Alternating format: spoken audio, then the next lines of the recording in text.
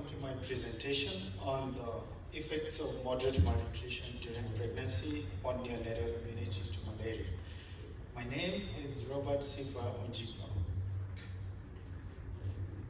80% of all malaria deaths occur in children under the age of 5 years in sub-Saharan African region.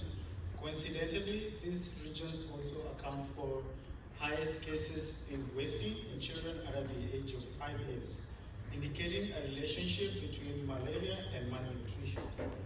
This relationship and immunity to malaria is poorly understood due to lack of sufficient models. This is because most research is focused on using adult mice.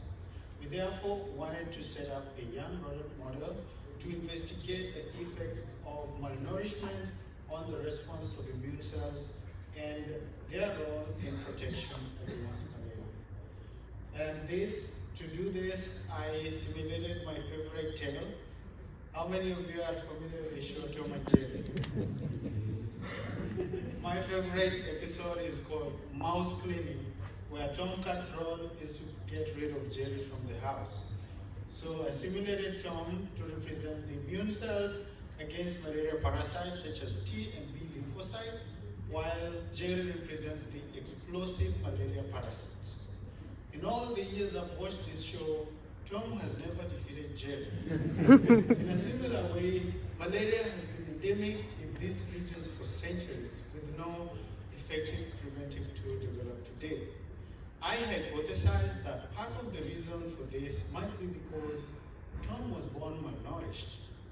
What if Tom's mom was fed on a high proteinous diet supplemented with zinc and iron? Could we have seen a supercat Tom? To find out, we paired male and female mice and fed them on the various diets as you can see. And our protein deficient diet was formulated in a way that it represented these food eaten in these endemic regions. We weighed them consistently throughout the pairing period and observed that both females on both diets gained more weight as compared to males because they were pregnant, while the control diet males grew and attained their maximum weight. The same was not observed in the protein deficient diet fed male. And that was a confirmation that our moderate malnutrition diet was effective.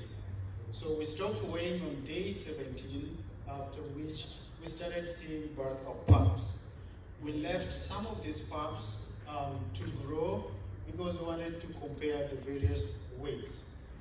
We observed that pups from the protein deficient diet moms were born with weighing less than those from the control diet pup. And this has also been observed in human studies. So we left them to grow and wean them in respective diets as their parents, and also observed that they were stunted and wasted, and they weighed up to 3 times as less as compared to their control diet counterparts. And this has also been observed in human studies. So we next wanted to compare the parasitemia. For us to do that, we infected these day 13-old pups with Plasmodium chabodi and measured the parasitemia every 3 days up to day 9 post-infection. Interestingly, we observed that pups born from the protein deficient diet moms had fewer parasitemia. And this has also been reported in human studies. So we were really excited that our model is working. And we asked another question that, what is the effect of this malnourishment on immune response? So the same way we did it on the other side, we infected 13-day-old pups with Plasmodium chabodi and then harvested the spleens for flow cytometry 9 days post-infection. We observed CD4 T cell subsets, and they were like equal, as you can see, the population of those cells. But we observed that pups from the protein deficient diet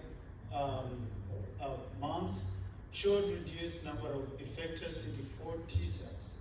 This was kind of expected, okay?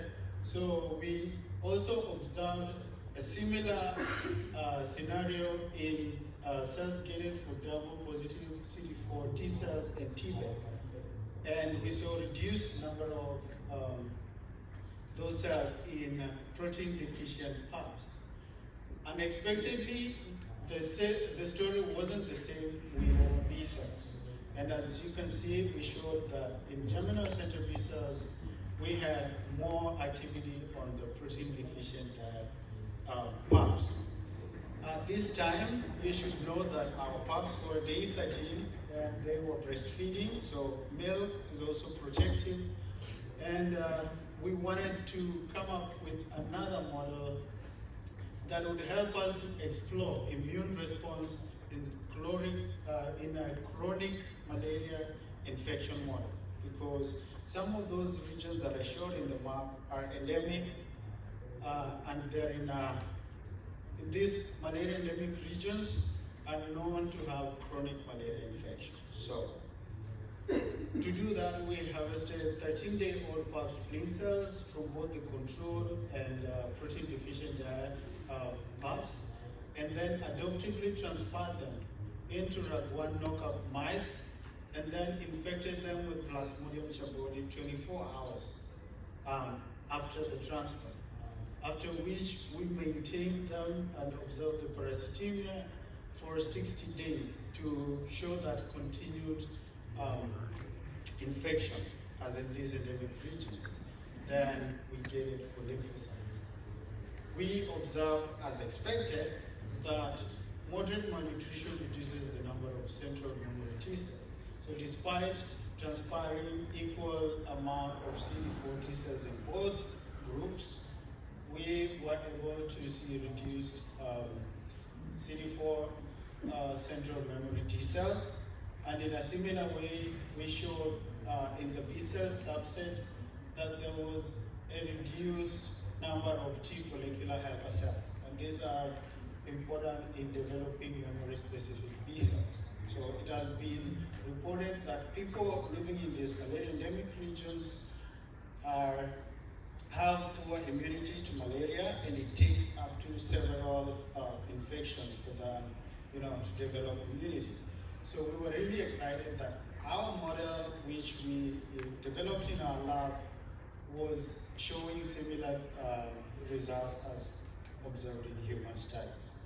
And therefore, to answer our question, did we see a supercartome? We were like, yeah, kind of, because we saw slightly increased memory T cells and T follicular helper cells in the mice that were fed on a well-balanced diet with appropriate proteins supplemented with zinc and iron. And this would be a really good model for us to adopt in further studies. So with that, I want to thank my research committee, Dr. Michael Opada, the entire Opada lab for being supportive, Idris lab, Dr. Idris is back there for supporting me then as I put my manuscript together, and the various grants and the departments from both Appalachian State and the Revenue Institute. Thank you so much for listening.